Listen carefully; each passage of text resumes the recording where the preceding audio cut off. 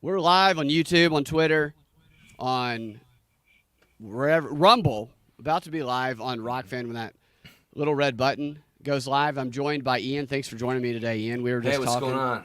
No, I was just going to say we were talking about some woke improv before the show. You know Maybe what time we'll it get is. to that. Well, it's time for the show. It's time for the show. Showtime. Okay. I see Ian got himself a spaceship, Yeah. Flying around in space, everybody. so we only podcast from space. Yeah. This one's pretty nice, too. It's a very good one. So you kind of up and you can look down. Is Yeah. that the one where do you have a no? See my employee over my left shoulder here. Oh, right yeah, there? yeah. Mhm. Yeah. I told mine to go take a break. That I didn't want him distracting me. Yeah. So That's they're my all- only they're- one. All the other ones are too woke. I fired them all. That's a trooper back there. She's not a feminist. Nice. Let's dive in. There's got a lot going on today, this week. Could Nikki Haley replace Biden? The AI training simulation, or not the AI, excuse me, the AT&T training simulation. That's what I think it was anyway. And an update on that Fani. This is Propaganda Reports Drive Time News Blast. I'm Brad Binkley. Let's go ahead and dive in with the top story. The South Carolina primary is tomorrow, and who cares? Yeah. Because Trump is going to win the nomination Yeah. unless something happens. But is it the GOP nomination that Nikki Haley is really after is a question that I have. Or is she after the more attainable nomination, the Democrat nomination, if Biden were to step aside? And here's why I think this. I noticed this a while ago. I said a couple months ago that Nikki Haley could switch parties, run as a Democrat, and they'd slot her in if something happened to Biden. I'm starting to see some signals of that. She's a Hillary Clinton. She's totally Hillary Clinton. You know, she scissors Hillary. Yeah. Yeah. Totally. Scissoring camp with Hillary. Yeah. Her entire campaign has appealed to Democrats. Half of her votes come from Democrat crossover votes. Like her campaign has been geared towards getting Democrat crossover votes. And when she's on the campaign trail, she's reminding Democrats, you can vote in this election if it's not a crossover voting state. You can vote in either, or if you didn't vote in your own. So that means that there's people who are at her rallies that are Democrats and not Republicans. What happens to AOC when Nikki Haley becomes the Democratic nominee? She comes over here, dude. Comes to hang out with me. AOC comes over there and hangs out? Yeah, she stopped and she comes to talk about everything. And Should be fun to have on the show. I think that AOC would probably be fun to go out drinking with. I think she'd be a nightmare to spend any more than 48 hours with. 100%. Yeah. So Nikki also is praised by the Democrats. They love her. CNN loves her. SNL promotes her. And Gavin Newsom earlier today was praising her and saying he's glad she's staying in because she's doing the right thing. And most telling to me about how I believe they might be priming everyone on the left anyway to accept a Nikki Haley candidate is they let her parade around on their networks with this talking point, these Democrat networks, saying, I'm a person of color who grew up being discriminated against. I mean, but she'll go on to these shows. I mean, Nikki Haley, I don't care if she's African American. I mean, Elon Musk is South African. He doesn't walk around saying he's a person of color. Yet Nikki Haley, who looks like a white redneck that grew up in Snellville, Georgia, goes on these networks and is interviewed by these black women. My favorite spice is curry. Right. Okay? She's talking about how she grew up as a woman of color with people judging her for the color of her skin. And these anchors, these black women, don't laugh her off of the screen. They nod their head and agree as though Nikki Haley and Gayle King are the same color. Stuff. Yeah, she's doing the word wizard stuff. She knows what words that go beepity boop boop boop that get the nodding the head and all that stuff. Absolutely. But if it were any other candidate who looked as white as Nikki Haley did. Yeah. Like if I went on CNN and said, as a female of color, they go, you're a white guy. I go, as a female of color who grew up, okay, they would laugh me off the stage, but they accept her because I think that they're preparing Democrats to see her in that light because if you came out with a certificate that you'd cut your penis off and became a woman, you might have a shot. Yeah, that way you don't have to show it. You just have to. Yeah. Okay. Yeah. Of course. Yeah. You start hawking fake penis, certificates. I got rid of it, but she goes out there and they allow her to do that, and if Biden were to be replaced, one of the arguments against you can't replace Biden if you don't replace him with Kamala is one argument that people make. Well, what if you replaced him with another strong female of color? This white-looking woman, Nikki Haley. Yeah. I think that because I think they prefer her over Kamala because Kamala's drunk all the time. Yeah. Yeah, she's gonna start playing up I think she'll probably start to wear a little bit more traditional Indian stuff. Dude. I'm about to show you something. It's so predictable. It really is, man. I mean, it's because when you've been in show business this long, you see how bad these guys are at it, but they're doing it. And you see how bad their wardrobe people are. Which I'll go ahead and put this on screen. I'm so glad I quit just to show you the outfit she's wearing. These people are ridiculous. I think so. If it were a movie set, they would probably have a little bit better outfits than this one here. Yeah. I didn't quit. I'm sorry. I just said I quit acting. I didn't. I just quit auditioning. I'm no longer auditioning for things. Yeah, we wait for people to call us. But I just have people. If someone calls, what's it pay? Yeah, hold on. I gotta get all these other things off screen. I found all of my old audition. I found like hundreds of old audition scripts. Oh my gosh, I know. I can't. We should like do it like live readings of those Oh my sometimes. God, that'd be so funny. All right, so look at this. Look at her outfit here. You can only see her shoulders and up, but do you see this? Like, what are these flat? It's like her wardrobe person was like. They thought this was fly or something like that. I'm wearing a traditional Indian blazer. It shows her wearing this, what looks like the wallpaper that might be in a trailer at Myrtle Beach or something like that, or like a couch from like 1970. When my parents came to this country, they were wearing blazers like this. And look at the lighting here. Mm-hmm. You see the lighting is dark, and I guarantee you they bronze her. Because she looks like a white lady. I love Charles Barkley. Well, I don't know if you're going to love him after you hear this clip. This thing, we're Barkley. So what I'm going to play a clip of here in a second for those listening is it's King Charles or whatever it's called, Gayle King and Charles Barkley show on CNN. They brought Nikki Haley on to interview her, and they don't ever let Barkley gets like a couple of questions that they seem to write for him, and then he says basically nothing else.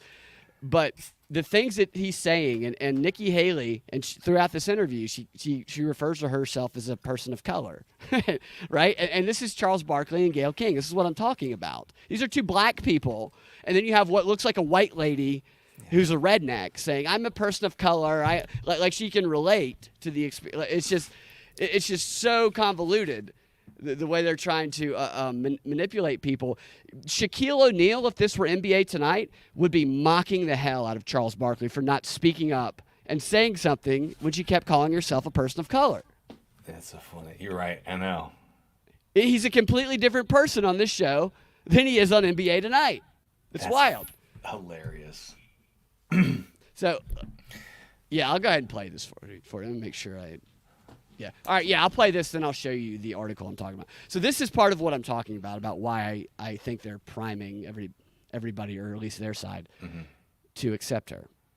Governor, I'm dying to vote for you. That was Charles Barkley to Nikki Haley. He's dying to vote for her. Wow. I mean that sincerely. I want to give all my energy and all my heart behind your campaign. But I was upset. Uh-oh. When? When you made the reference that you didn't think America had racism. And my question is, I was disappointed, number one, obviously, but I want to give you a chance. Did you say that because you felt like you needed to say that to the audience? Because all Republicans are racist is the implication there. Right. Because I can say, I'm dying to vote for you. And that hurt me. So I would love for you to clarify that, please. So first of all, I never said that there was not racism in America. There absolutely is racism in America. I said that America was not a racist country. And the whole point of that is, and Charles, you'll appreciate this, when I grew up, the only Indian family in a small rural southern town. We weren't white enough to be white. We weren't black enough to be black. They didn't know who we were, what we were. I have to stop that. She started that by We saying, lived in a teepee, fight and rain dances. she said, Charles, you'll appreciate Oh this. my gosh. Minority to minority, Charles. I know. You know, we're both the same, Charles. We're just a couple. That's we're what just a she's couple. trying to say there. Oh my The gosh. screen went out. All right, hold on a second. This is bullshit. My goodness. Governor? I think that she was hoping Charles was going to say, I think that her wardrobe people said, yeah, wear this. And Charles will say it's super fly because they just don't understand black people. You know, they have this stereotype. Charles is going to love this jacket you're wearing. Nikki Haley. And she's very Oh my gosh. disappointed. All right, we're worried about Charles. Is I was disappointed Scoot up a little bit here. Gail King's not even paying attention. to the audience so I would love for you to clarify that, please. So first of all, I never said that there was not racism in America. There absolutely is racism in America. I said that America was not a racist country. And the whole point of that is, and Charles, you'll appreciate this, when I grew up, the only Indian family in a small rural southern town, we weren't white enough to be white, we weren't black enough to be black. They didn't know who we were, what we were, or why we were there. If my mom had told me that we lived in a racist country, I would have grown up never thinking I could be governor, never thinking I could be ambassador, never thinking I could run for president. I don't disagree with that. But my mom always said, your job is not to show them how you're different. Your job is to show them how you're similar. And it's amazing how that lesson just on the like you, playground Charles. played throughout my life, whether it was the corporate world, as governor, as ambassador, that once I was ever presented with a challenge, if I first talked about the things we had in common, She's saying people some would let their problematic guard stuff. down. And then we could go towards a solution. That jacket that she's wearing is awful. It's awful. Yeah, she said that. So her point about you know not telling people it's a racist country because it will make you feel like you have obstacles against you. I don't disagree with that. But Yeah, I agree with that. for her sure. campaign when she's going on here, and they talk about this the rest of the like 7 minutes that this interview goes on, has been based in I'm a woman, I'm a person of color. Like nobody knew if you just saw her walking down the street or unless she told you that she was not a white chick. Right? She has to tell you repeatedly that she is not white in order for people to recognize that she's Native American. And so that's been the foundation of her campaign. I am a minority and I'm a woman. Yet she's trying to do a message here where it's, oh, well, you don't tell people they're going to be oppressed. But your whole campaign is being built on this idea that you're not white and you're not a male. Yeah, that she overcame the racism in this country. That's her story, is that she overcame racism. To get where she is here, to wear that asshole jacket. I don't think she's going to win anyone on the far left because she talks about how her mother told her job was to be similar. Right. And that they do not, they want multiculturalism. That's what they want. They don't want any kind of, singular culture in this country that we can all share. That they don't want any kind of similarity. Not with her, especially. No. They want chaos and disorder, and it's really bizarre. And Haley here, her appeals to the moderate Democrats and I think she probably is. the moderate Republicans as well. The rich Democrats. She's definitely appealing to all the rich She's getting Democrats. funded by them. I think that the LinkedIn guy, one of the guys involved in LinkedIn, and what was the other company? Reed Hoffman is the guy's name. Right. He has been donating to Nikki Haley, from my understanding. The Democrat big donors have been behind her, just as some of the Republicans were. I think she might. I mean, she probably has a real shot at winning. I think they would slot her in tomorrow if Biden were pushed aside. She would be the best candidate for them. You think she'd turn as she should be a turncoat? You think she'd Absolutely. She'd have to? You think she'd run as a Democrat? This is what I'm saying. It breaks my heart that after being a Republican for blah blah blah blah blah. She doesn't go on like right-leaning networks and say, as a person of color, and you'll appreciate this because, like, her saying that to Charles Barkley, you'll appreciate this because we're both oppressed minorities. It's such a joke with a woman in a flower jacket who looks white, who's wearing a fucking wife beater, who pegs her husband, has lived nothing but privilege her entire life. I was saying this for a little while now that I swear I knew this is what the Democrats would do.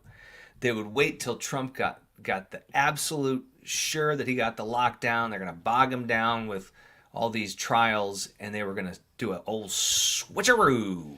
Well, so that's what the prevailing belief is about why Nikki's still in the race. I think she might still be in there because either way it goes. It she makes could take no sense. Yeah. She obviously has fuck you money. Tons. Oh, she's getting tons of big donor money. But she'd be the top candidate to slot in if Trump or Biden were removed, in my opinion. And the other argument that I've seen going around about why Biden's not going to be replaced is because nobody else has built a campaign infrastructure. Yeah. Nobody else has been doing brand and name recognition around the country for the past few months. They'd have to catch up. Well, Nikki Haley's done all of that. She has it all set up. Her votes have been mostly Democrats. Like most of in the primaries, it's been crossover votes. She's getting support. She's getting promoted by the Democrats. She would be perfect to slot in, and she could try and justify it to Republicans as, well, we just need to come together and stop this tyrant. And I say Republicans, I'm talking about anti-Trump Republicans. And there's another article today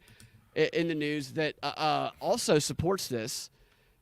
So here's this article I noticed today. And there's stuff like this every day about Nikki Haley. So Democrat presidential candidate Dean Phillips says he's open to being Nikki Haley's running mate on a unity ticket. This is one of the only guys who is opposing Biden in the primaries because of his age. Yeah, go ahead. And he says, what did he say here? So he was asked by this radio host about Nikki Haley, and he said that he praised her, and he said that he would, like, isn't that a weird thing to say that he would be her running mate instead of the other way around, right? And when you think about that, Nikki Haley, as a woman of color, just like Kamala Harris, she would be the lead on the ticket, and the white man would be the VP. It'd be the flip. It'd be a better situation than Biden and Kamala, more woke. Oh, way more woke, right? No, I think being the vice president would be the best job in the country. You don't have to do anything. You get to drink wine and take Xanax. You go to some funerals. Yeah, you can drink wine and take Xanax. You go to funerals. You talk about space a little bit. Yeah. You know. You bring out your gay husband to pretend you guys love each other. Talk about how much you love pie charts. Yeah, pie charts. And pie charts. You refer to your children as though you raised these kids who were all adults when you got married. You talk about your favorite Kwanzaa memories growing up. Right. And you never mention how you banged your way to the top, ever. Yeah, ever. Not once. And how you put potheads in jail. Yeah. She and put parents so many black in jail. people in jail. So many parents of delinquent students in jail. Man, I do have to rethink the Kamala Harris. There's been a couple shows in her Knights Templar connections and claims it happened back when she was the Attorney General. Look, doesn't she? She's got that Knights Templar look, huh? Absolutely. Yeah, Nikki Haley, though, I'm sure, too. She's. Oh, yeah. There's all these different branches. I'm sure the Rosicrucians are still around. There's all these different branches of Illuminatis. Oh, dude, I did a show about the Black Illuminati and Fani Willis, and how Fulton County has been taken over by everybody. She's hired nothing but, like, it's called the Divine Nine, the Black Illuminati. Oh, she's definitely on the stand, just like, fuck you, I can do whatever the fuck I want. Absolutely. And we're going to talk about that, an update to that story. My favorite is when she said, where do you mean where I get the money? You go to Publix, you get something, you get $50 back. I'm like, yeah, so where did you get the cash to get $50 back from? Right. No, she knew what she was doing. People call her stupid. Yeah. She absolutely knew what she was doing up on the stand. Yeah. It's interesting to watch. So dumb. Who took down the Guidestones? Dana, I don't know. I saw a story the other day about that. I haven't read it all yet about the Guidestones. Maybe Stacey Abrams might have just walked through the Georgia Guidestones herself and just, obliterated them with her body mass. Yeah, I mean, I don't know. You think it was?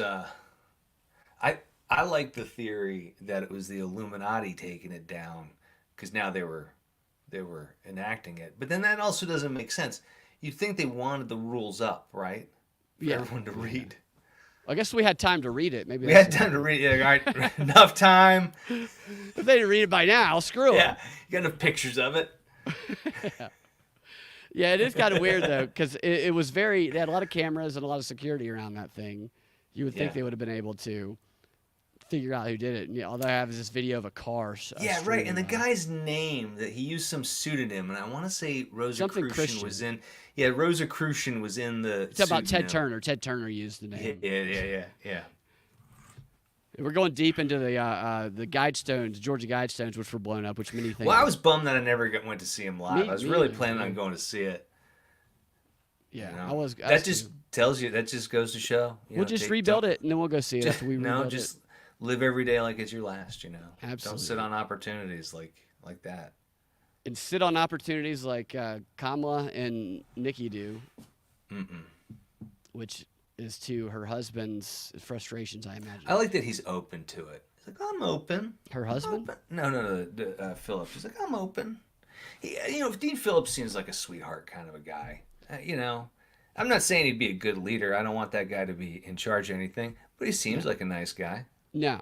Well, yeah, he's probably a nice guy. I don't He's know probably much fun to about have a beer with. He just, him putting that out there is weird to me that he would say, because he wasn't asked, would you be Nikki Haley's running mate? He was just asked about Nikki Haley, and he offered up, I would be her running mate as a unity. I mean, I don't know who does that. Maybe he recognizes a woman of color would be a stronger lead. But they were talking about, what if we ran as an independent campaign to bring people together and stop all the fighting?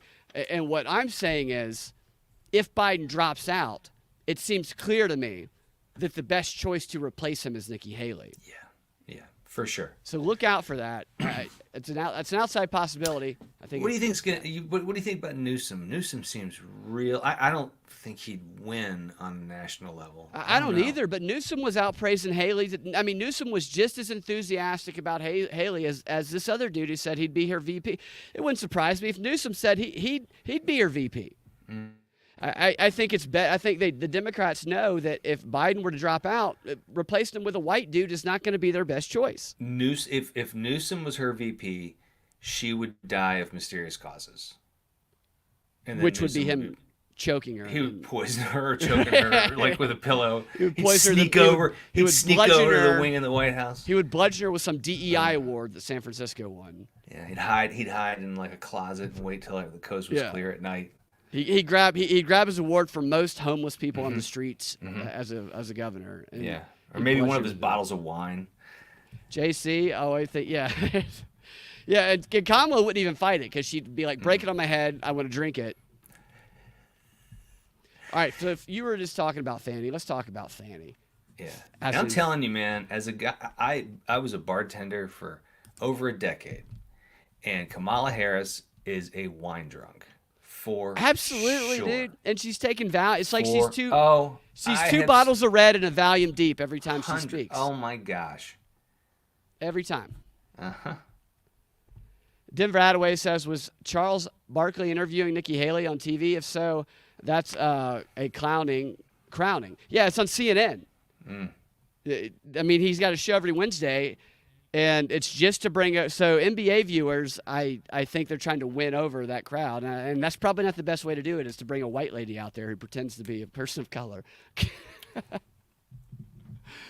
So Fani Willis, the ongoing case, there's been another hearing scheduled for March 1st by Judge McAfee, who, by the way, I don't know if I mentioned this in the last episode I did on Fani Willis.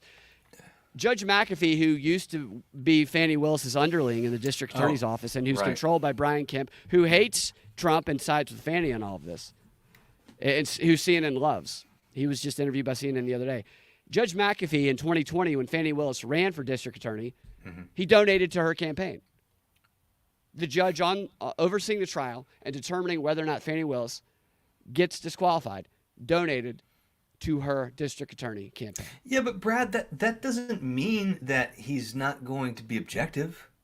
That's what I don't understand. Where's your evidence that he wouldn't be objective? Yeah, right. Do you have any proof? No, I guess you're right. I guess him just sacrificing his entire career, maybe his life, not enough proof. Well, But the story that came out today regarding Fani is, where's that? Okay, there's. Trump submits cell phone records allegedly showing Nathan Wade and Fani Willis interactions before hiring.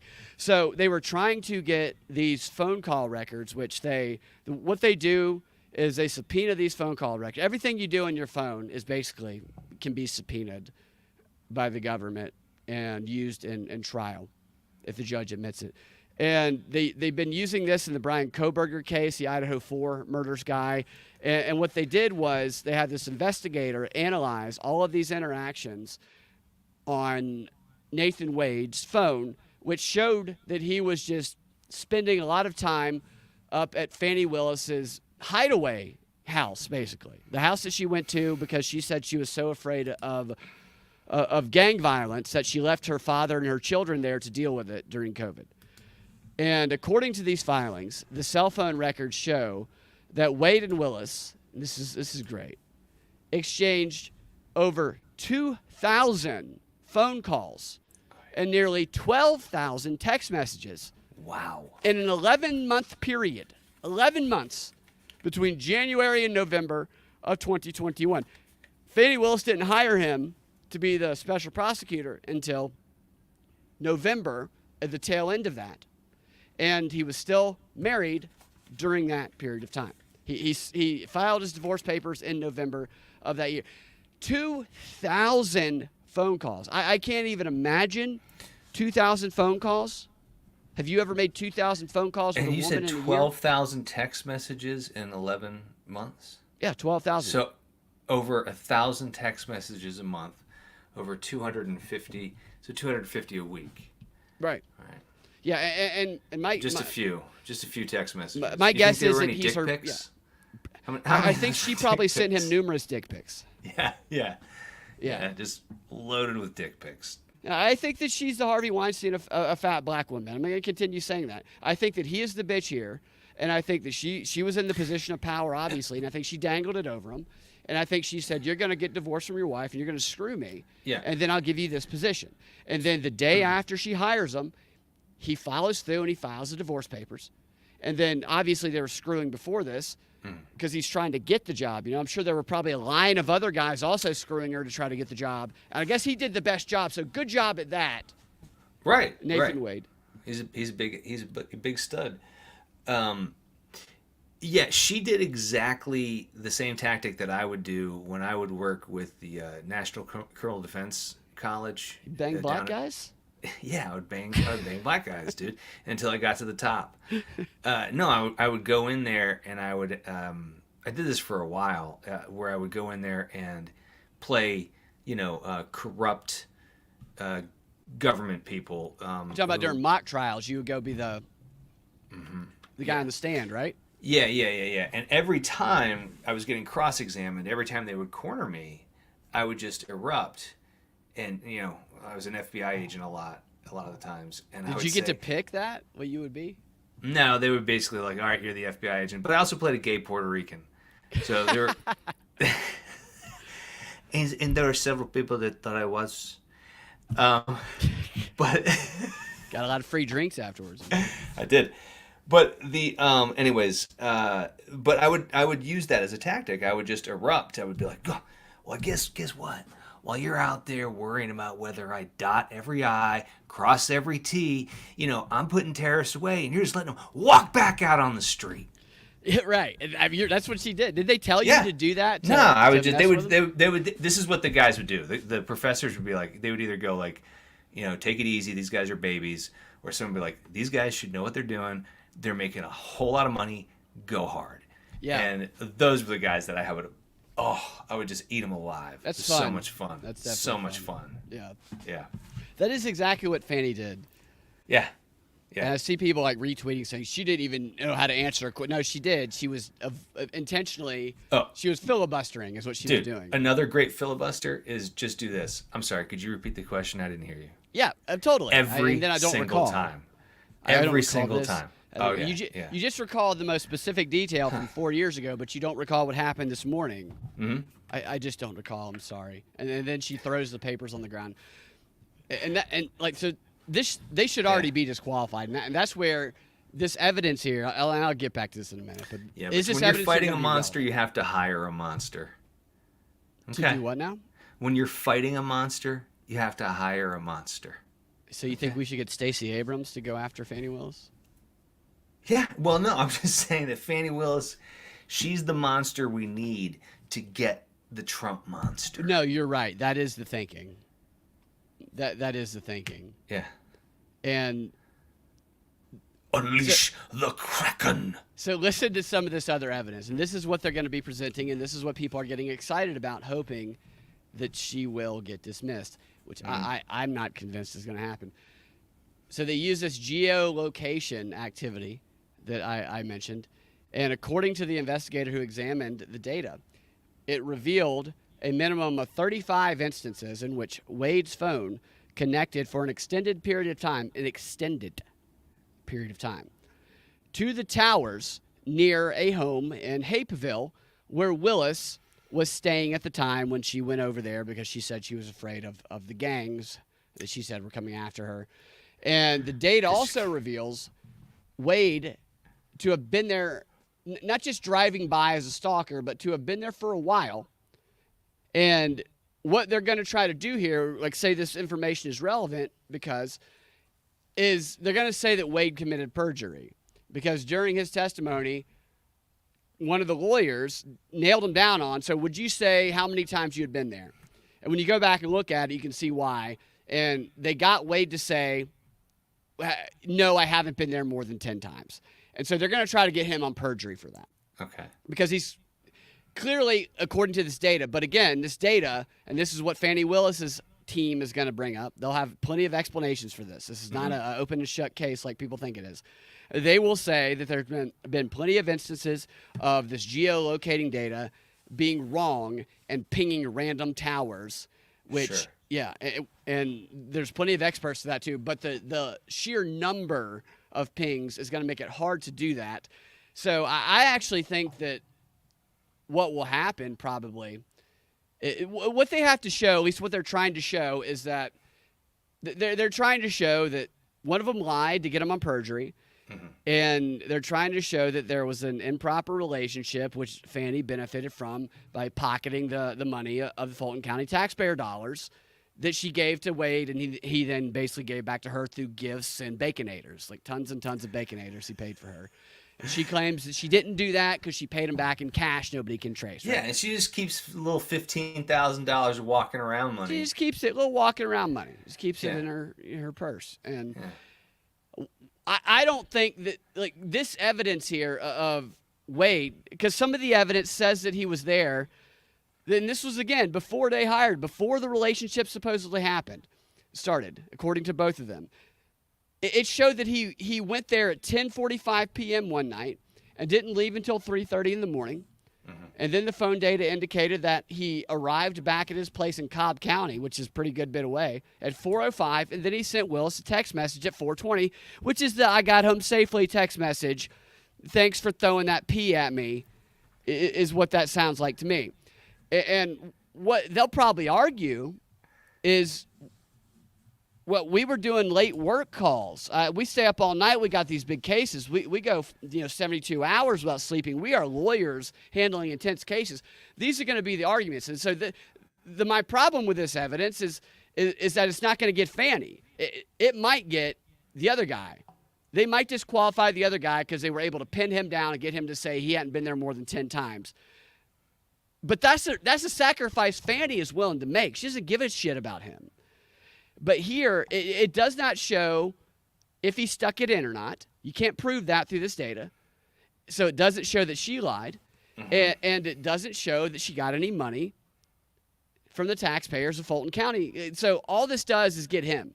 Now, maybe the lawyers have more that they're going to roll out, and they're kind of extending this whole thing out.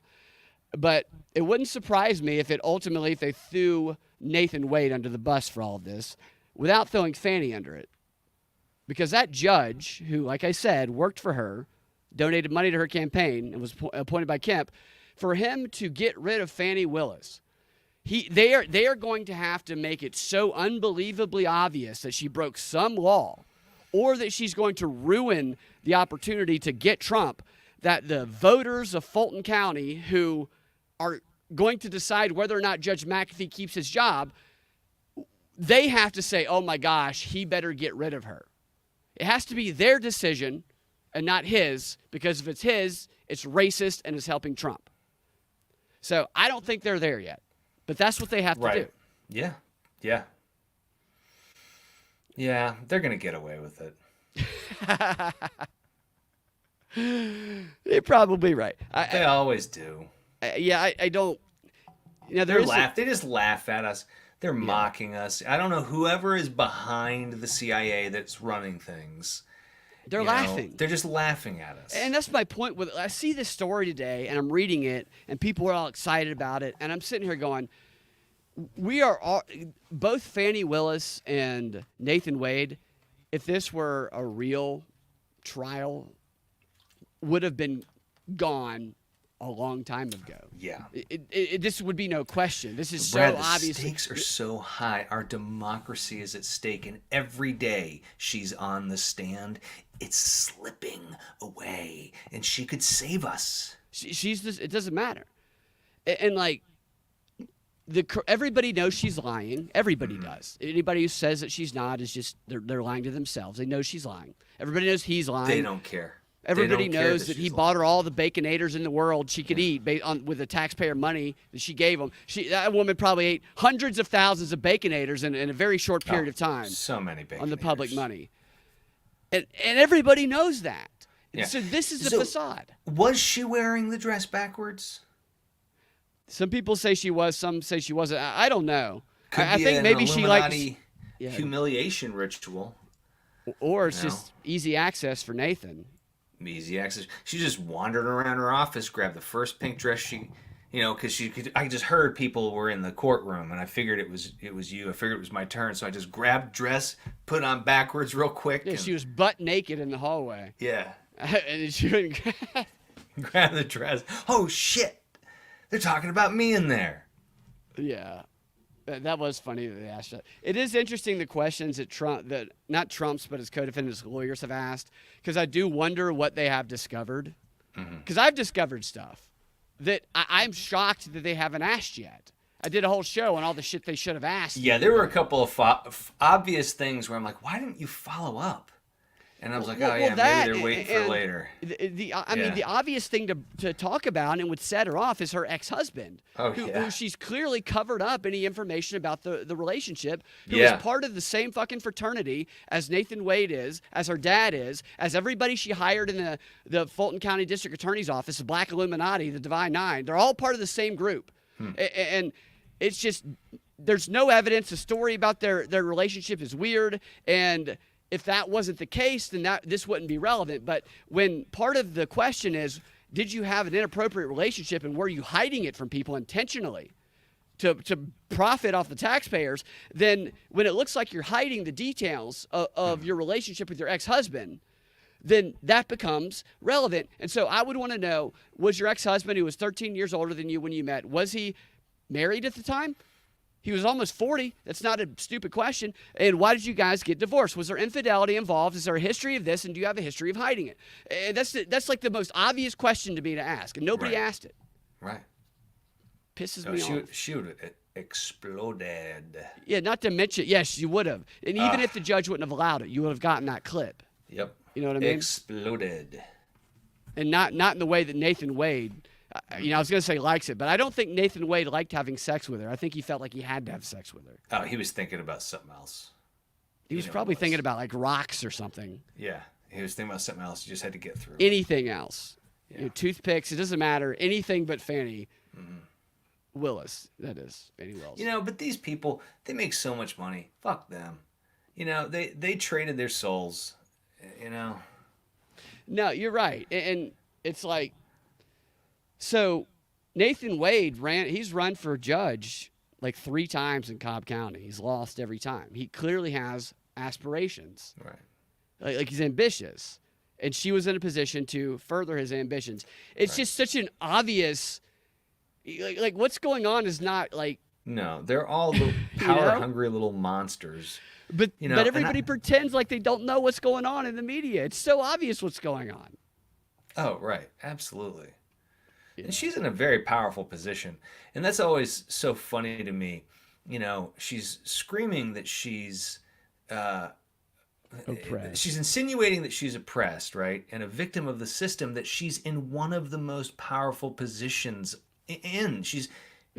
So absolutely. how can, come on. No, it's a joke. It's a complete joke. At what point do we just tell her to go fuck herself? This is the example of the person. This is why I was tweeting a lot about how she's exactly like Harvey Weinstein, except she can get away with a lot more because she can hide behind the veil of a fat black woman that no one will question. Right. I mean, this is how this shit gets abused. Yeah, she'll wear a dress backwards just to get people talking about that instead of the real thing. Slowly zipping it down, half the courtroom throws up all over the place. Mm-hmm. So Denver Attaway says that Nathan Wade, during intercourse with Fani, was probably thinking about Baconators. Baconators, yeah, bacon. Absolutely. I mean, those things do look good, I have to tell you. You can smell those Baconators. Oh, right. Oh, God, it's disgusting. So speaking of Brian Kemp, because Brian Kemp is the one who appointed McAfee. And it's this whole illusion for anybody who's outside of Georgia who doesn't know the dynamics. They see, oh, it's a Republican judge appointed by the Republican governor. Right. It must be fair. I've explained enough why it's not fair, but here is CNN. So Caitlin Collins of CNN, I have a theory. This is just speculation. I'm not saying it's true. I think that Caitlin Collins and Brian Kemp look at each other a little too lovingly when she interviews them, if you know what I mean. Oh, really? She likes older men. She looks like the type that likes older men. I'll show you the beginning here. I don't know if I have the whole interview, but it's got the part where you just look at her the way she talks to him. I'm Brian Kemp. Get this up on the screen here. Yeah, she's always. I think she's from Alabama, I believe. I think she's an Alabama fan. And Brian Kemp is a Southern governor with a lot of power. Who's going to get that Trump? And so maybe she gets a little, little. Yeah. She has fierce eyebrows. Fierce. Yeah, she's an animatronic doll. I'm going to get you.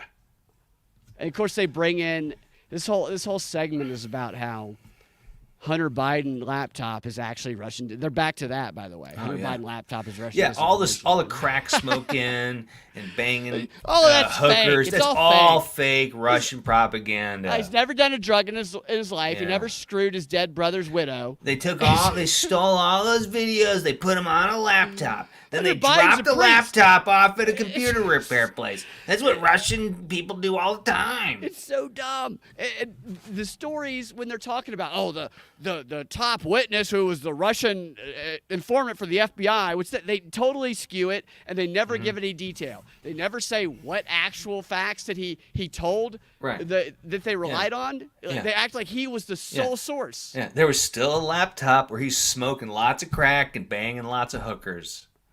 Absolutely. So they have the Republican view chick, and this is, I don't know, some guy sucks a lot of cock, I'm guessing. And when he predicts they could be resolved.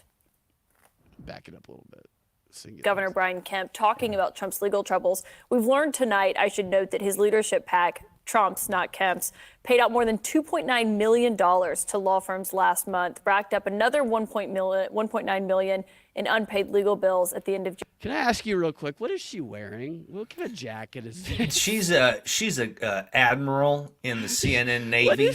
Yes. She's on the USS CNN right now. It's like she just walked off the set of the Love Boat with that jacket on. Yeah. January. This is what Governor Kemp said about Trump's legal issues and when he predicts they could be resolved. I think most voters probably feel the same way I do. I mean, we're a country that was built on laws and the Constitution, and it's up to us really as elected leaders to be the ones that exemplify that in a lot of ways. So we'll see where the process plays out. I think probably they will be ruled on for the election. We don't hear that from many Republican leaders. He is. Right, no conspiracy theories, no trashing of the prosecutors or the judge who he appointed in this case, Judge McAfee in the Georgia case. What Brian Kemp has that I don't know many Republicans who do is a fearlessness. He's not scared of Donald Trump. Donald Trump put up a really talented Republican primary opponent against him, David Perdue, a millionaire former senator. Kemp beat him by a margin of 52. A margin. He took on Trump's best guy and whipped him. And the rest of these Republicans ought to listen to Brian Kemp and watch him. They're all so cowed by Trump, you can hear him moo. It looks like he's had a lot of experience whipping people the way he did that. Oh, yeah. Brian Kemp he sounds just like a Disney basset. Like if Disney had a cartoon basset hound, it would be Brian Kemp. You know? Oh, you went out. Sorry, my mic was mute. I was doing my Brian Kemp impersonation. I'm a dog sitting on a porch just saying what's going to happen. Yeah. Just we can't let Donald Trump. And he didn't actually say anything there. All he said was maybe it will be resolved before the election. And they're like, oh my God, he's so wonderful. And they say something here at the end of this that is interesting. But this idea that he is fearless. Let me tell you a little story about Brian Kemp that happened a couple of months ago. Garland Favorito, a voter GA, went to, it was like a fish fry for the GOP that happens, I think, in Perry, Georgia. I don't know if it's in Perry every year, but it happens on an annual basis somewhere. And they all showed up, and when they got there, they had prepaid for their tickets, and there's video of this. They go to try to show their tickets and get in, and they were not allowed in because Brian Kemp was there, and there's video of somebody interacting with Brian Kemp. I gotta be honest. Looks a little intoxicated, sounds a little intoxicated to me. But they would not let them in, what they told them, because they were wearing voter integrity shirts. And they said, you need to go change your shirt or turn it inside out. And the reasoning was because Brian Kemp did not want to see any of those people who questioned the 2020 election. He did not want to get questioned by them. He didn't want to interact with them. And so he had the people at the door not let them in if they represented any of that. That's not someone who is brave. It's a coward. Right. Here, listen to this last little comment here. And by the way, he did it while passing conservative policies, while actually delivering for his state, and while not making Trump the focus, but when asked, being honest, being principled, and sticking to his core beliefs. He's kind of a model for what a post-Trump Republican should and could look like. He's a model for More now on our Republican Trump. They're setting him up for, I guess, the next election round or whatever. I love that they just get to define what what a Republican should be, what a Democrat should be, and it all kind of it should all be kind of the same thing, right? Like it should be someone who just sticks to the narrative, toes the party line, feeds the war machine. Yeah, and I don't want to, I stayed away from this conspiracy, but his daughter's ex-boyfriend, who was part of Loeffler, one of her campaigns a couple years back, died in a car accident. The guy who they're blaming it on is pleading not guilty. I think the case is still going on. I don't know the details of it. All I know is that after that happened, before it happened, Brian Kemp was actually supporting election audits. He was supporting questioning the election, but he took a 180 turn immediately after that. Immediately. It's wild.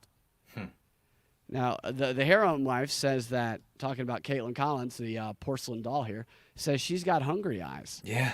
Well, they can program that with these new sex dolls, so that's a good feature to look forward to. I can't wait to send all of my friends sex dolls for Christmas one year. That's that song lyric, right? What, is that a song lyric? I think it is. Send my friends sex dolls. Am I mishearing a song lyric? I mean, that'd be a good song. I just think that would be so funny. Harrison Deal is what's that. Yeah, Harrison Deal. Exactly. Like I didn't want to jump to suspicion when that thing it first is happened. a song. That's right. I want to send my friends sex dolls as a song. Yeah, dude. It's a should be. classic 80s hit, dude. It should be, but I yeah. want to send my friends sex dolls. Yeah. Right. I want to send them Right, all by right a said sex Fred. doll. Yeah. No. It's that she's got hungry eyes. If I sang it, it gets stuck in your head. So I don't have the full clips. I wish I could share, because when the interview begins, Caitlin Collins has a fetish for old dumbasses who like the Georgia Bulldogs. Brian Kemp's biggest achievement is that he was governor when UGA won the national championship. That's all he cares about. That's all he talks about. He probably barks at people who disagree with him, like an asshole UGA fan. Not that all UGA fans are assholes. Brian Kemp is. Look at this guy. This guy looks like he's about to. I don't know. What is he say? Oh, you can't see it. Sorry. No. I hate when I do that. Hold on, let I me look see, at the Brad. screen Let me see. and nobody Hold can on, see what hold I'm talking on. about. I can't see it, Brad. Look at this guy's expression here. No, it looks I like know. looks like he's about to cock slam Hillary Clinton's face or something. What's going on there? Man. I just wish it were Jeffrey Toobin. I wish it were Jeffrey Toobin. Which, by the way, is disinformation. I don't know, the Google art generator. I didn't get to try it before. Gemini. Formerly Apparently- known as Bard. Yeah, it wouldn't. I wouldn't ask if you asked it about Jeffrey Toobin. I think it would just show you a picture of Trump. I don't know what it was, but it wouldn't show any white people. Or it would. I think the people who were saying it wouldn't show white people also weren't fully telling the truth. But I do think that it was showing a very biased version. I think to show black and Asian Vikings and no white Vikings is a little bit manipulative. But this is what's Right. going to write the future history. So. Apparently someone said they tried, one of the prompts was show me a person who likes putting mayonnaise on their sandwich and can't dance. And it still wouldn't generate a white person. What did it show, I wonder? Hopefully not I a don't black know. person. I don't even know if that's true. It's just funny. Yeah, show me a guy who is banking and he has documented every check he's written for the past 25 years. Yeah. Oh, it made me think of so many terrible jokes. As soon as I heard this news story, I just all of a sudden I was like, I better not talk out loud today. I'm Maybe gonna that's say why they something. did it. I know. I know. Bait people I know. It's like I am and not to going be, to try this. framed as a racist. Yeah, they're collecting this info on you. Man, I was thinking about that the other day. So people obviously don't write things down as much as they used to, and I can tell you from my own experience having my Facebook page hacked and stolen. I think you downloaded your data. I think you told me that. I never did. I did. I also got off Facebook for a while, and then unfortunately I got back on.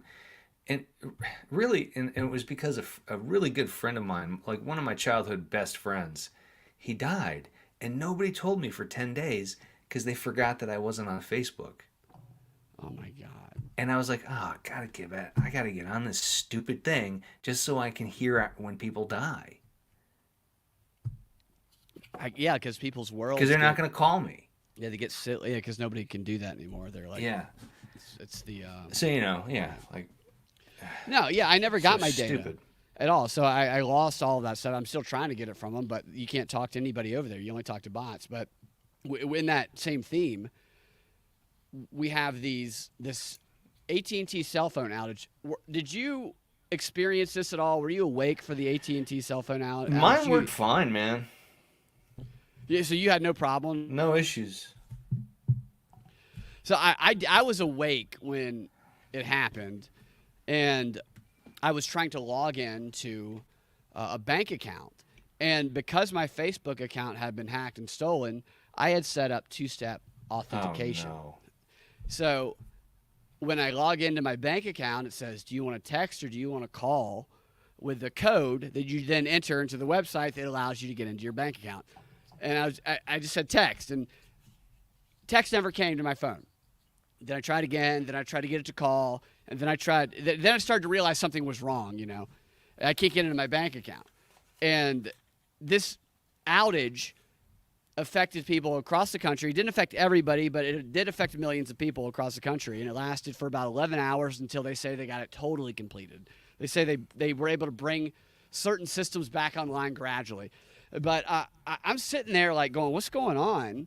And then I'm like, let me go log into my account, my AT&T account. And I go to try and log into my AT&T account, and it lets me log in. But then it says there's no account associated with this account. How can I log in successfully to an account and then it tell me there's no phones or accounts associated with the very account I just logged into, which is what it told me. And I was like, that makes you like, oh shit, did I get hacked again? What's going on? Yeah. And I had SOS on my phone. I'd already restarted my phone a couple of times. Yeah, apparently And I think people places were flooded with that. Totally. Yeah. And so that's when I was like, all right, hopefully this isn't just me. This has to be a broader problem. So I looked it up, and I found on X that this was happening to people all across the country who were awake at that time. It was the middle of the night. It was like 4 a.m. when this was going on.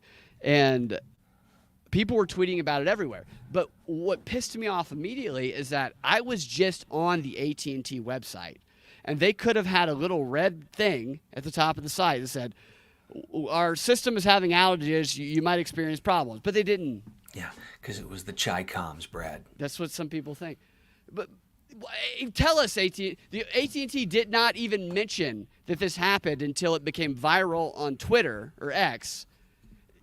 So the news about a company you find on X, you don't even find. Yeah, this is that typhoon thing that China has. You know about this? The typhoon, is that some Yeah, sort it's of some kind cyber of hack? it's some kind of typhoon something or other. Sounds fun. But yeah, it's like a initiative that China has to disrupt our infrastructure and. Of course, yeah. So a cyber attack type. I mean, that's the new warfare. Those Like, little cyber attacks. balloons. Those little balloons we're doing. Yes, I've been going to these government websites, and I don't know what the reality of these maps are. I've looked at multiple of them, but they have just tons of daily cyber attack maps. I mean, this is a $1 trillion industry, being a cyber hacker. I'm like, I'll go back to college for a cyber hacking degree if one's offered, because these people are making a lot of money being anonymous and making ransom demands and taking over sensitive information. And over 2,200 attacks happen in America a day, according to the research data. I haven't looked at this myself, but this is what the data says. It's like one every 39 seconds or something like that. So cyber attacks happen all the time. So it's not unreasonable to think that it's a cyber attack. In a few days before the AT&T outage happened, the FBI director, Christopher Wray, said, get ready for the Chi-Com cyber attacks, which that kind of actually makes me think it wasn't a Chi-Com cyber attack, because I don't trust Christopher Wray. Or maybe it was. Maybe he knew that you wouldn't believe him, so he says the truth. And that's the problem. And that's the problem. So, look, Dana, I have a case study. Dana says the 2020 Nashville Christmas Day incident was in front of an AT&T building. I have a case study that was put out by, it was either AT&T or CISA, that goes through how this impacted people's communications and their ability to use their phones across multiple states. So that feels like retroactively, definitely feels like it was some sort of test. But then there's also shit really does happen, and it does affect things. Yes. It's just, let's see what Zach says. If you put a computer on a public IP, it'll get automated attacks and scans constantly and almost immediately. Yeah, I can see that. It's just like crazy, because I just don't know why every infrastructure system in the country and the world doesn't just use the same security that the Dominion voting machines use. Yeah. I mean, that's infallible. It's unhackable. Yeah. The Dominion voting machines. Yeah, it's the fortress of solitude. Totally. But like going through all this, right? I couldn't text. I couldn't call anybody, and it was fine because I didn't need to, because it was the middle of the night. But once I realized what was going on, I was like, "This is interesting." Like it doesn't work at all. I can't get into my bank account. Other people rely completely on their phones. Some people pay for everything on their phones. They just tap the thing with Apple Pay, and that's it. And in Ukraine, which is something that we funded and created and are trying to export worldwide, we have gotten over half of the population that's still alive on what's called the DIA app, which is what Zelensky said is the government in an app is a fully digitized government. Every document, everything you need to survive in society is on your smartphone app. I have a feeling, though, I have a strong feeling that they can already see everything on my phone. It doesn't matter. Of course, but everything that you need to survive is not on your phone. And what I'm saying is, they've gotten close. half of the Ukraine population to get rid of physical documents completely and rely on smartphones. So what if their smartphone goes down? They're completely dependent on it. And so experiencing this myself, I realized, okay, well, two-step authentication sucks. Yep. If the grid gets taken over, find a different way. Get my CB radio ready, get my satellite phone, get the ham radio. I don't have a ham radio, but I'm getting one. I've already ordered one. Just wait till they get the electric cars going, because when you think about it, an electric car is just an iPhone or an Android with wheels on it. You're just driving your Same phone thing. around. And this whole push to get everything online it makes us helpless. And the more we live our lives on, especially younger generations, where they don't even know how to live off of it. I know. If it gets cut off, they have no idea how to survive. I mean, a lot of people now don't have an idea how to survive. You don't have physical books. You know what I would suggest? Yeah. I think what I'm going to do, and I've only recently started thinking about this, maybe I take over my cul-de-sac. Yeah, you should. I lock Go it ahead. down. Start an insurrection. Yeah, I lock down my cul-de-sac. I'll spare you if you're with me, but if you're not, come on.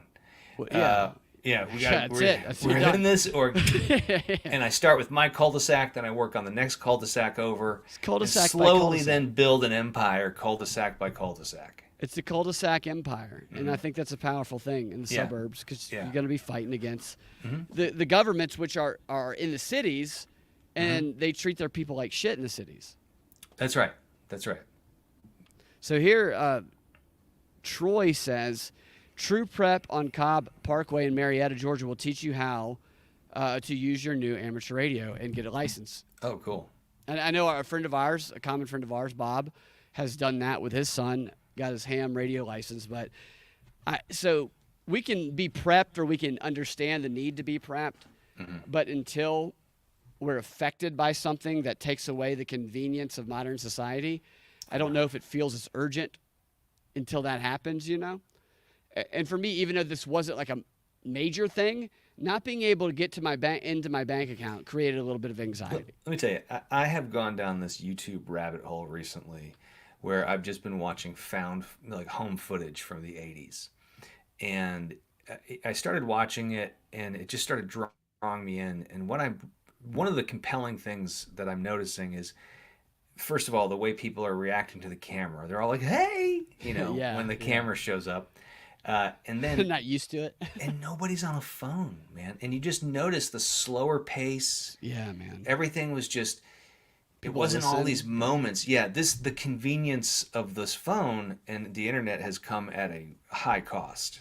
Well, so right, and that's an I'd love to. We should play that video on a future show. That would be interesting. Yeah, to see. I'll send them to you. They're great. That'd be cool. But what about maps, right? So, if your phone doesn't work, what if the internet on your phone stops working?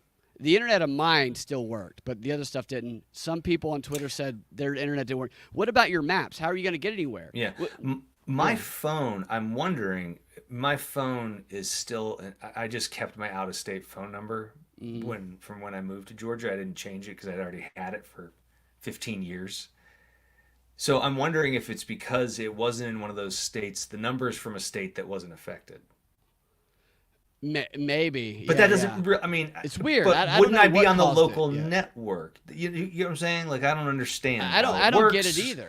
I don't understand how my phone, I know how my car works, but I don't know how this fucking Right. I this don't thing get. works. There's nothing I could do to make sure mine isn't affected. And Yeah. the fact is, whatever they say the explanation for this is, as I mentioned, cybersecurity I mean, this is the new warfare. There's going to be some sort of outage that's going to be warfare related. Hopefully it's not here, but it probably will be at some point. And so kind of readying ourselves, like really getting serious about some of the prep things, like what am I dependent on? What do I need my iPhone for, my smartphone to do? And then making sure you have other ways to do it without it. Writing down phone numbers. I used to remember every phone number I of still all remember of my friends. every one of my friends' phone numbers. Me growing too. up. From still a kid. remember all of them. Absolutely. But now you never know your friends' phone numbers because it just goes right into your phone. In fact, they're gonna just get rid of the phone numbers. It's just gonna be your face. Yeah, right. You won't even. There'll be a number assigned to it. Why do I even need to know what your fucking number is? I just go. That looks like Brad. Oh yes, yeah. It could be a deep fake too. They could manipulate the whole thing. But I was reading this thing where it was a prepper thing. I started reading while this was going on because I was like, shit. This made me realize I'm prepped a little bit, but I'm not prepped enough. Yeah. Well, the thing is, look. I get the whole thing behind prepping. I don't have the funds for it. I'm just going to have to risk it. I got a couple of guns, and I'm smarter than the average bear. Maybe I'll make it. Maybe I won't. That's where I'm at Right. with it. Well, I don't mean like spending thousands of dollars on it. I know Yeah. some people do that. I can't. just, afford to do that. my resources are limited, and I can't spend them all. I'm prepping for a future, apocalypse. Well, so here's the advice I found, which I thought was good advice. It was just like, how are you going to communicate if your cell phone goes out? That's one thing to make sure. I'll you yell real loud, and you can have the ham radio, strings you can with CD cups. Totally. String two cups together, have Morse code, a lot of things like that. Yeah. Or which my dad always did this. Yeah. Carrier have a location pigeons. you're all going to meet at if communication is out, nobody can get in touch. Everybody goes to the same location. And then you'll just have to wait, and you won't be able to play games on your phone. Can't play PlayStation. Or watch videos. Just No, have you to can't do look. anything. You just have to stare at a crack on the wall. You'll have to sit and reflect for the first time in 15 years. And then you'll be like, oh my gosh. You will be in the moment. You'll have more insights in that 15 minutes than you've ever had in your life. Yeah. Smoke signals. It says Denver Radway, rub two sticks together. Another thing I saw was write down those numbers in your phone that you want to be able to get in contact with if you don't remember them, and put them in your pocket or put them in and then your do button. what? Go to a payphone? Go to what a are you going to fucking payphone, do go with the find- numbers? If this goes down, what are you going to do with the fucking phone you numbers? go find some grandma who still has a landline and you call them. Okay. All the landlines have been replaced with cellular landlines. No, you're right. There's no fucking place to go to make a fucking phone call. Right, and so that's why I think, so it's not just getting like a ham radio or something that helps. All the people you want to communicate with also have to have one. Yeah, You know what I mean? yeah. So Oh, my you're just goodness. kind of fucked. I know. You just keep your gas tank full. And your electric car charged. Your electric car charged. Get a little ammo together, and don't trust your neighbor. Totally. Well, if they're hungry, don't trust them. If there's no Don't food, trust your then neighbor. they'll eat I'll be your bag. looking out my fucking windows. Yeah, dude. Somebody walking around. Yeah. Somebody knocks on your door with a fork and knife in their hand, looking like a little rabid. Don't let them in. We're not home. Sorry. All right. Yeah. So, Man, I got to get going soon. all right. Well, I'm sorry. no, it's cool. If you got to go, you can dip out. I'm gonna hit a right. couple more stories, but just let me know when you All gotta right, dip all out. right. It's totally cool. Okay. I know. I'm having a blast, but I do have to. I got to get up early because I got to work on Saturday. I know. So, Because I and wanted to be funny in school. speaking of which, like the Fani Willis thing, part of the argument I'm seeing is that nobody stays up that late doing work, and I'm going, well, I'm up all night. Like those are a lot of people actually do work during those hours, so that's not a good condemning argument. So whether it's true or not, that could be an argument she makes. But Fulton County, right? This is so funny to me. And I've talked about this attack in Fulton County, speaking of cyber attacks. You know that Fulton County has not been in control of their own government for the past month. I have recently heard this. I think you might have told me this the other day. I didn't realize it was an entire month. I knew that it Yeah. was a cyber attack. But for a full month, the county that is in control of the most consequential criminal trial in American history hasn't been in control of their own government. And nobody says anything about that. Nobody's like, yeah. There's no story there. It's nothing. There's no story there. I hope if there would be a story there if it was white supremacist hackers. Well, there would be a story. But that is where I think this is going to go. So I think all of this is built to create this idea that Russia is going to hack the 2016 election. Oh, it's or the 2024 election, like they said they did the 2016 election. They're already laying the groundwork. They're laying the groundwork with a bunch of possible seeds.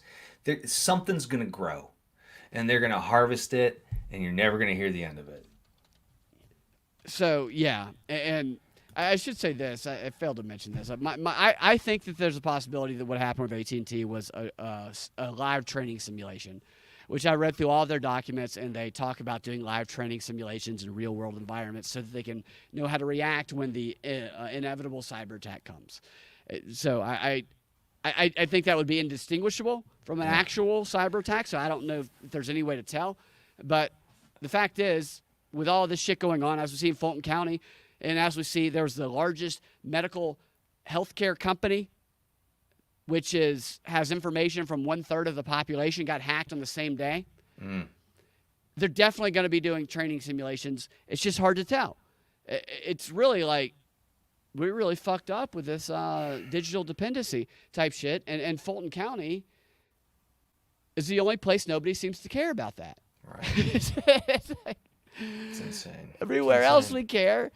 So the federal government's offering $10 million or $15 million to find the people associated with this Lockbit 3, I think they're called, group that they say is responsible for hacking Fulton County and some other big businesses.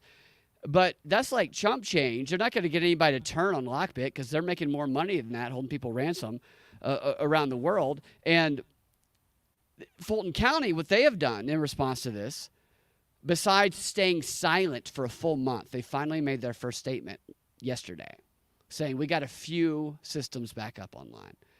What they have done, though, is they have taken $10 million of taxpayer money and they are giving it to the company. I can't remember the name off the top of my head, but they're paying the company that was responsible for creating Obama's healthcare.gov to fix their cybersecurity vulnerabilities. I love it. The company that is most famous for not being able to build a website is getting $10 million of Fulton County taxpayer dollars to not do. And on top of that, they got to pay for Fani's sex vacations. Yeah, and it's probably probably just in cash they had lying around. What It's just $15,000 they had. It's $15,000 they had just lying around. It's just crazy to me. And it talked about how they're expediting the process. This was going to be a long-term plan, but we're speeding up this cybersecurity, defense, and counter defense, which is attack, is what counter defense means. To put that in, I think this is just more. Of course, there are obvious cybersecurity threats, but it's just like the military-industrial complex where they say there's a threat, so they can get all this public money to pay for new weapons development from Lockheed Martin. Which, by the way, the former head of AT&T, who then went to the Cybersecurity Infrastructure Agency in the government, in the Department of Defense, is now one of the heads of Lockheed Martin. It's just such a con of these people stealing public money to fuck their own ass with new weapons. Well, on that, I gotta go because I'm gonna go do the same thing, dude. I got a few new weapons. I got a few new weapons. Oh hell yeah, dude! It sounds fun. I'll send you some dick pics. No, dude. Send me some in there. Yeah, 12th. I'm gonna say, you gotta get ready. I'm sending you $250 a week. That's fantastic, dude. Now I'll delete all. I'll make sure I got enough room on my storage. I appreciate you hanging out, Ian. Yeah, I had a blast. I'll talk to you later, man. Yeah, all right, okay. Man. I'll see Bye, you everybody. See you. And so, here's what I'll show you before I get out of here. I think this stuff is interesting. I don't know if everybody else does, but when it comes to conversations about what happened with AT&T, let me show you a few things I found on AT&T's website. that were interesting. It just I mean, AT&T is the largest cellular carrier in the country. So that makes them an obvious target for a cyber hacker. If I were a cyber hacker who wanted to hold some company ransom, AT&T would be at the top of my list if I want to make the big bucks. And obviously AT&T knows that. And obviously the government, who has many contracts with AT&T, knows that. So they're not going to sit around with their thumbs up their ass and not prepare. They're going to do live simulation trainings. And I cover the Vigilant Guard trainings that they did here in Georgia, where they like blew up trains and they didn't tell people, so the public thought it was real, even though it was just a whole training thing. I think that they do this a lot, and that's the best practice. You know, a scrimmage is the best practice, especially when the team you're scrimmaging against has no idea it's not real. No, I got my dog here that I'm babysitting. I think some of you guys might have heard this in the last show. Getting very vocal again, distracted me. But I want to show you what I found on AT&T's page, which is not surprising. I'm not surprised by this, but with cybersecurity being such a focus, I think it's worth looking at some of this stuff to see what they're actually doing. And here is that up on the screen? No, it's not. Hold on one second. Bumble, you stop that, girl. What? No, that's the wrong. Hold on. Sorry. Share. There you go. Okay. What's going on here? Something's going on with StreamYard. Hold on one second. Oh, there it is.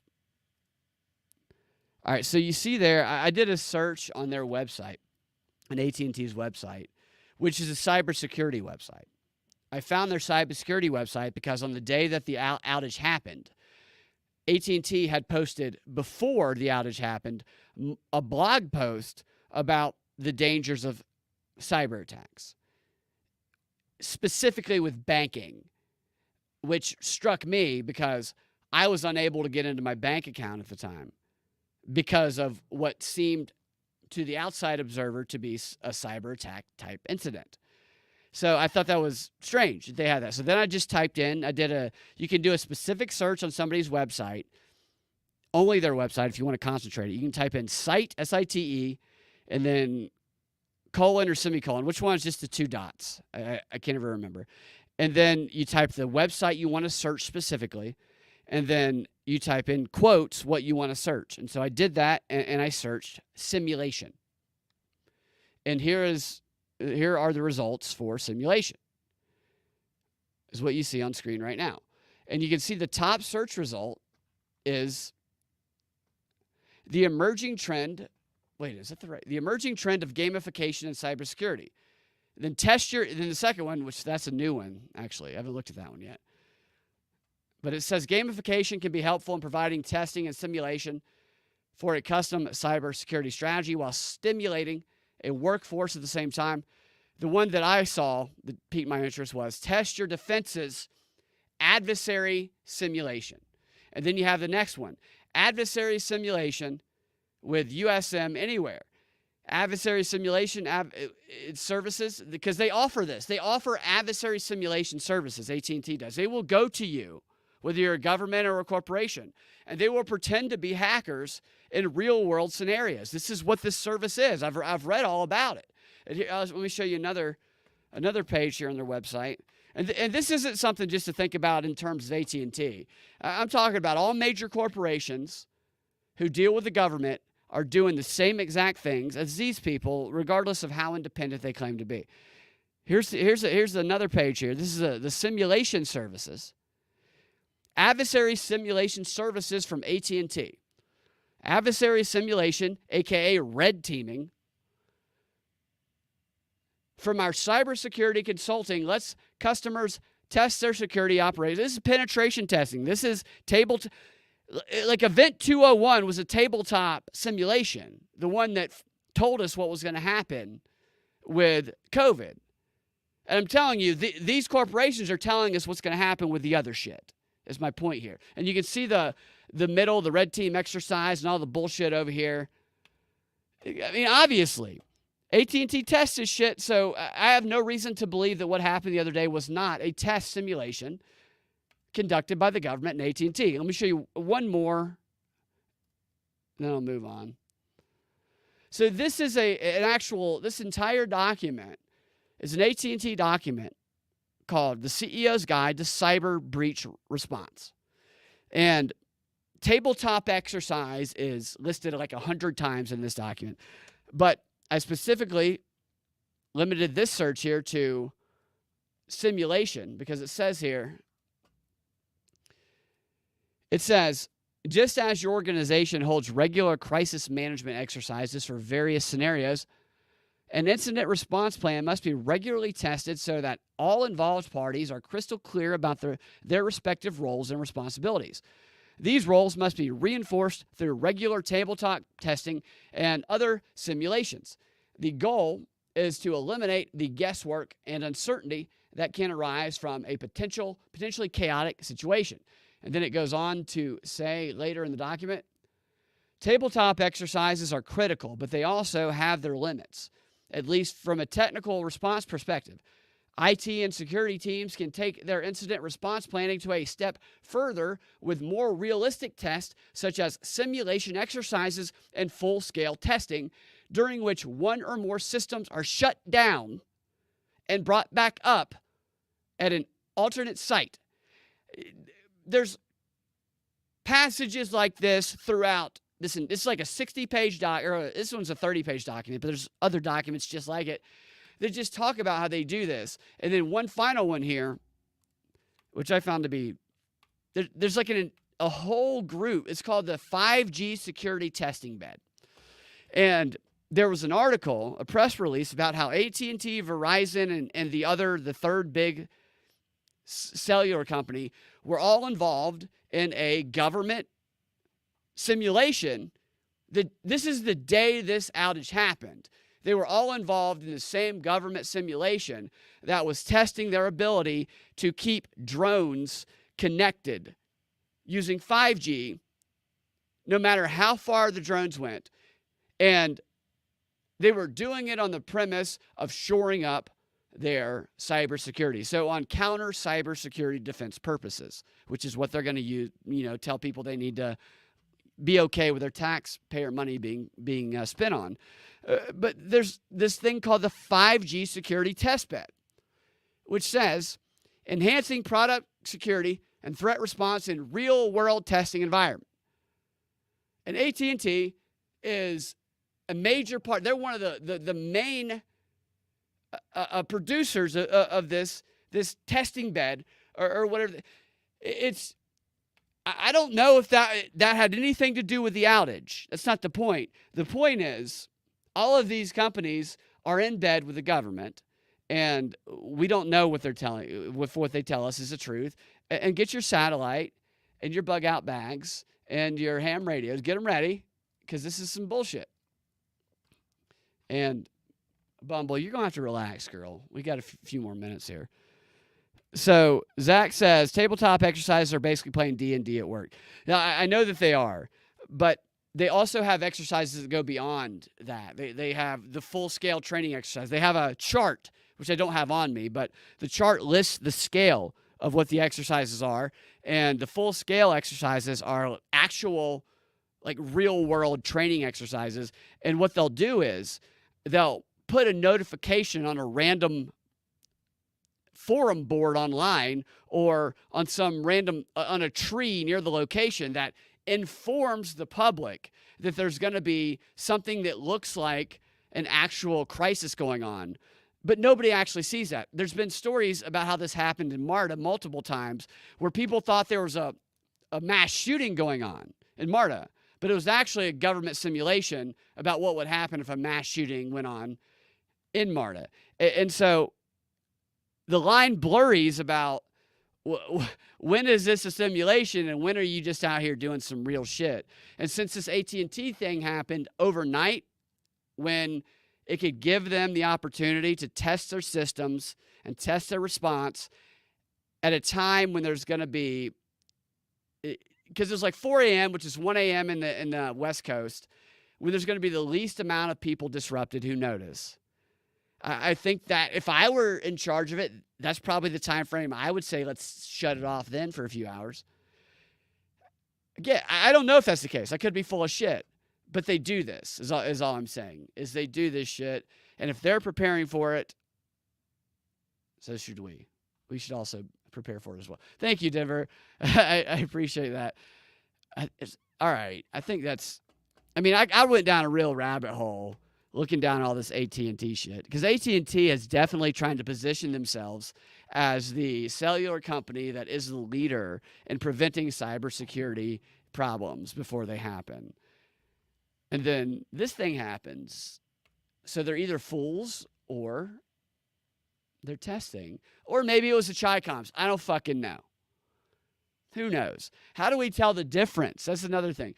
The only way we're ever going to be able to tell the difference in what's a Chi-Com or an individual actor, which or maybe a domestic MAGA, which they'll call it, is if they tell us.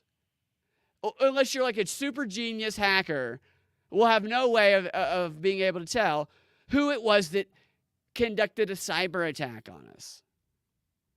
I think they want to start, I think they're trying to put this in the public mind so that people are expecting it. Not to say that it doesn't happen, but like I said earlier, I think they're going to say that the election was hacked and it was stolen from Biden or whoever, and there was some MAGA domestic threat who was sucking Putin off, who was responsible. And they're going to say all of the things that they called conspiracy theories in 2020 because they're arrogant and they think they can get away with anything. And I despise them. I really fucking despise these fucking liars. All right, I'll do a couple more quick stories before we get out of here. So Biden, and this is just another reason that I don't like Biden. Biden recently, earlier this week, gave away his dog Commander because they say he bit like 27 Secret Service agencies. I'm going to call bullshit on that story. They would have us believe that Biden's dog, it took 27 bites before they, rehomed him or whatever they call it. 27 bites. Usually you do that after a handful. Not 27 bites. There's more to this story. Not to mention, he had, what was the previous dog's name? It started with an M. It was another commander-like name. This is the second dog Biden's had in 2 years that he's gotten rid of. The first dog that he had was a pound dog. Got it from a shelter. And the whole reason that they did this promotional campaign for Biden to bring this dog into the White House, Major, his name was Major is what it was a wag to riches story. It was the first dog ever to go from a shelter to the White House. And they were contrasting it with how Trump didn't have a dog in the White House, and Trump's so evil and cold because he had no dog. And so they bring this dog in as a prop. They probably pay no attention to it. Biden doesn't give a shit about it. Jill, who Biden says the key to their marriage is sex. The whole nation threw up when that came out today. It's not to say that's not, it's just disgusting. And when you start looking at pictures of them two, it just looks like she's there for it's just Biden's a disgusting person. He doesn't need to be talking about sex, is all I'm saying. But Major bit some people, and then they got rid of Major in December of 2021 and brought in another fucking dog who was all of a sudden in all of the pictures, they didn't talk about Major anymore. And he was a great dog. And until now, he's gone. He bit 27 people. He bit 27 fucking people. And I don't believe that. But Major and Commander are both gone. In 2 years, it's not the fucking dog's problem. It's the people's problem. They brought the dogs in for props. And they didn't give a shit about them. Biden doesn't care. And the dog, what was probably going on is the freaking Secret Service agents were probably pulling Viagra out of their pocket and handing it to President Biden to get him real horny, and he probably just tries to screw anything when that happens, and the dog was like trying to stop it. It was trying to prevent rape from happening, and this dog was a vigilante. And so they got it out of there, and they blamed it on the dog. It was just trying to save lives is all it was doing. To me, this speaks volumes. If somebody has two dogs who they can't have any control over, yet they're the leader of the free America, the strongest country in the world, bullshit. The Biden is such a piece of shit. It's just infuriating. But he's got a speech impediment. He's an old. Now shut the fuck up. Biden gives away commander dog after drew blood with attacks on Secret Service at the vacation home. Look, you see that? They're only pictured, they have commander on screen here, pictured as a puppy with Joe and his wife, Dr. Jill, because as a bigger dog, it probably just bit Biden because it knew Biden was a piece of shit. As a puppy, they can get cute pictures. Man, it pisses me off when they start fucking with those dogs like that. All right, last thing. Troy says, will the next dog be cat? He's right. It definitely. It'll probably be. Let's hope they don't name the next dog Bo. After Hunter Biden's son, Bo. Or his dead brother. Those damn UFOs. Man, the UFO story is another interesting one. I won't rant on that every man, but they're doing something with the UFOs. Thank you. Instead of the semicolon, the colon. Thank you. Yeah, I always get those confused. I'm not a grammar Nazi. Like, if I were smart enough when it comes to grammar, being a non-grammar, like, I would not be a grammar Nazi. Not to say that you were, but I've known grammar Nazis. Hasn't, like, Twitter really changed the way people use grammar, too? It's interesting. Nobody uses periods or just... I think people try and speak the way that they speak on social media and try to convey that in the way that it's... I don't know. I know all the words are shrunk. We're all going to speak in emojis, basically, in like 50 years. I just imagine, I would love to like be able to, Bumble, hold on, girl. I would love to be able to see what historical records people look at 150 years from now. It's just a bunch of Twitter posts that have been curated. Maybe, if all of those things last. I told you earlier, all of my Facebook data is gone. So that could have been historical record that's used. Or maybe it's kept in a warehouse somewhere. I don't know. A few more comments here. Well, I got that one. D&D. All right. So here's the last thing I'm going to do, then I'll get out of here. Thank you guys for hanging out, by the way. And that one guy says fat black women in the government are absolutely the worst.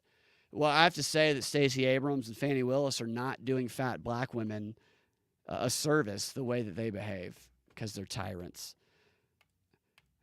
I don't know if you guys are baseball fans, but there's an episode of Seinfeld where George Costanza does the opposite one episode because he says, everything in my life, everything I've ever done, every time I've followed my instincts, it's terrible. Nothing ever works for him. And he says, I'm going to do the opposite of my instincts all the time. And so he just starts doing the opposite. And it starts off with him noticing a woman at the counter of the deli they're at. And he walks up to her and he takes a deep breath and he does the opposite. He says, my name is George Costanza. I'm a 37-year-old bald man and I live with my parents. And the woman goes, hello. And so everything starts working for him because he does the opposite. And he ends up getting a job with the Yankees. And then he ends up coaching the players on their batting, their swing. And then he ends up saying, hey, I think you guys should change the material of your uniforms to cotton. It would be more comfortable. And it is at first, but then they wash it and it shrinks and it starts ripping and it messes the team up. And this is what this story makes me think about. as Major League Baseball players are miffed, according to the AP, at the sport's new see-through pants. See-through baseball pants, they say. You can see on the image here where you can see this guy's boxers through his pants. Why would they even do that? I mean, it's just ridiculous looking. Look at that. You can see the lines of their underwear. The Philly shortstop says everyone hates them. Major League Baseball officials say the new uniforms improve mobility by providing 25% more stretch, and also they will dry 28% faster. So it's a climate change thing? We're going to save on the emissions from using the fucking dryers too much? The lettering, the sleeve emblems, and numbering are less bulky in an attempt to make uniforms more breathable, which is the same thing George Costanza said. Commissioner Rob Manfred previously said he expects criticism to fade. I don't think you do. I mean, this is weird looking. You wouldn't want to wear that out at a bar. Hey, look, you can see my underwear through my pants.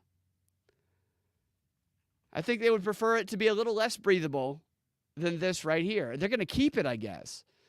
There's a little bit of a distant shot there. You can still see all you see is the underwear. So you know who wears whitey tighties. You know who's got the boxers on. I bet this was because of climate change. I hope it was. Fuck it. Why not? Do everything for fucking climate change. This is the stupidest thing I've ever seen. Well, why not have them play in gym shorts if they want it to be breathable? We've decided to give the Major League Baseball players 1950s basketball gym shorts that their balls can fall out of. You might see a testicle flapping out when someone is sliding into first base. But it's more breathable. It's more flexible. It enables them to play better. Just don't look at the balls. It's your fault if you look at the balls.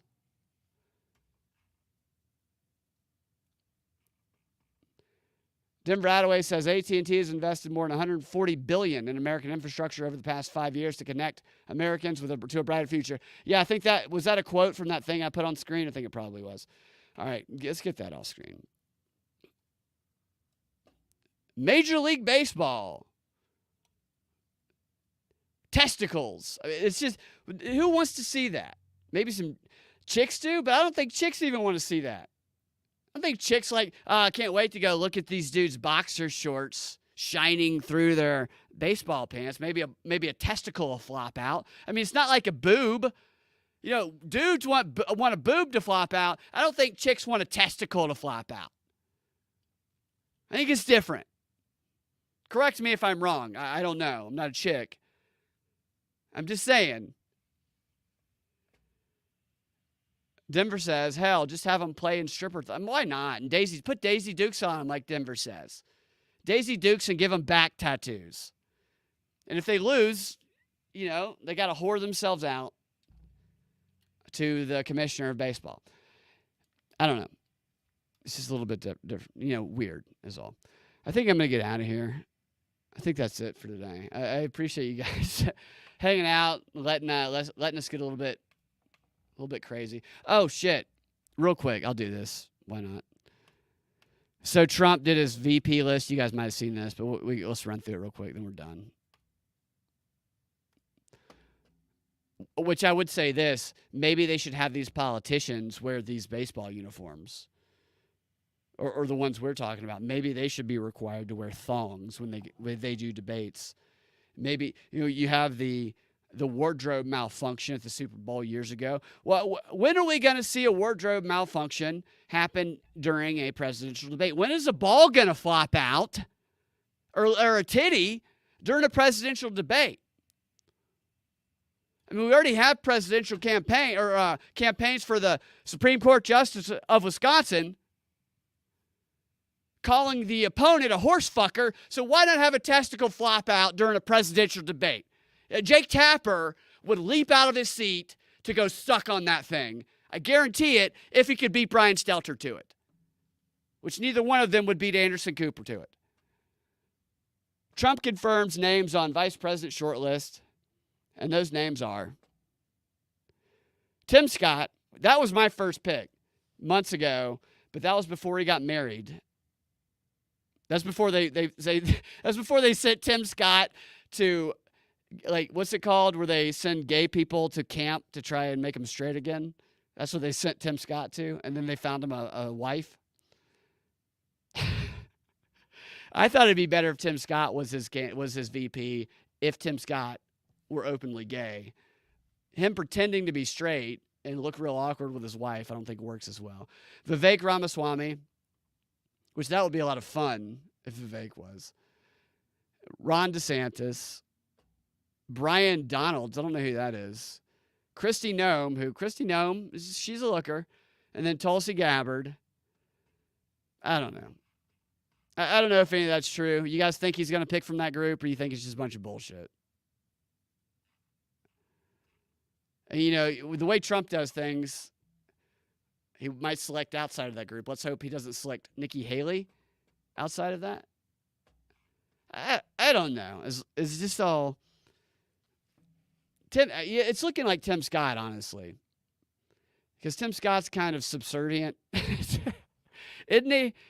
Doesn't he come off that way when you watch him at Trump rallies? And maybe that they want somebody in like that, but maybe he's a plant. Who knows? He does come from South Carolina, just like Nikki Haley. And he is married to Nikki Haley's daughter, which I don't know how he got married again, seeing as he's married to Nikki Haley's daughter. If you don't know what I'm talking about, look up Nikki Haley's daughter's husband and look at the TikTok or Instagram photo of Nikki and her daughter and what looks like a young Tim Scott who's married to her. All right. Okay, so thanks for... I'll check this parody out. You said there's a Twitch parody about Trump versus AI Biden. Yeah, I'll check that out. All right, guys. Thanks for hanging out. Oh, you want to get Monica for vice president? Well, you know, if... I think you could bring a number of people outside of the mainstream in, and that would shake things up for sure. And Troy says she was mean and nasty to him. I don't think he picks Nikki Haley. I don't like the Indian guy. He'd be much better than that. Talking about Vivek. If Trump picks Nikki Haley, he's going to lose a lot of people. I can't imagine him picking Nikki Haley. She's a warmonger.